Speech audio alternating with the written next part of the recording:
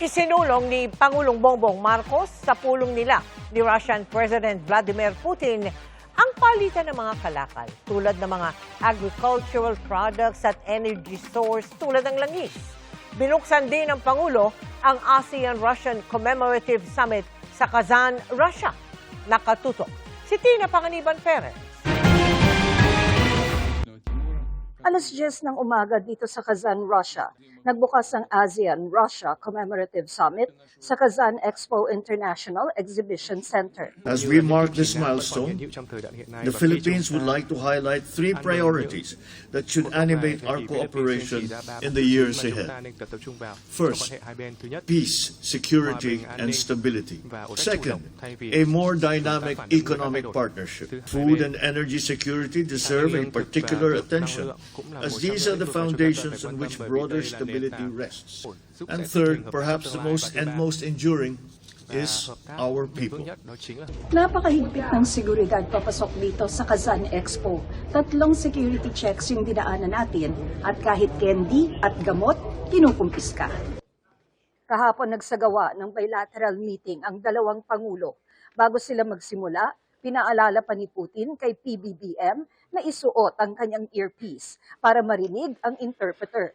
Nagsalita sa Russian si Putin, habang Ingles naman si Marcos. Sabi ni Putin, magandang pagkakataon ang paghaharap para suriin ang kasalukuyang kooperasyon ng Pilipinas at Russia. Isinulong ng dalawa ang pagpapaigting sa kalakalan sa pagitan ng dalawang bansa. Apparently, we are approaching the present threshold with an immense capital of mutual beneficial cooperation underpinned by good traditions of mutual respect and respect for legitimate interests of each other.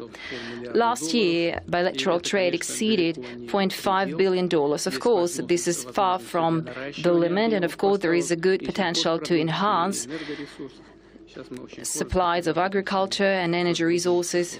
There are many potential areas that I think we should that's still open to explore, and I think that the present level of trade, although it is steady, I think that there is a great deal more that we can do. Bukod sa unang pagbisita ito ni Marcos sa Russia bilang Pangulo, ngayong buwan din ang ika-50 anibersaryo ng diplomatic relations ng Pilipinas at Russia na nagsimula sa pagbisita ni nooy Pangulong Ferdinand Marcos Sr. sa Russia noong 1976. Nataon din ngayong 2026, ang chair ng Association of Southeast Asian Nations o ASEAN, ang Pilipinas.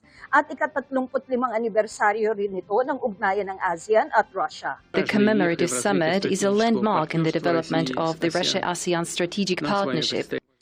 Binati rin ni Putin ang mga Pilipino sa pagunita ng Araw ng Kasarinlan noong June 12 na nagkataong isa ring national holiday sa Russia. Nagpasalamat ang Pangulo sa mainit na pagtanggap ng Russia sa Pilipinas at ASEAN at inimbitahan ni PBBM si Putin sa 21st East Asia Summit na gaganapin sa Maynila sa darating na Nobyembre. Tina Panganiban Perez, Nakatutok, 24 Oras.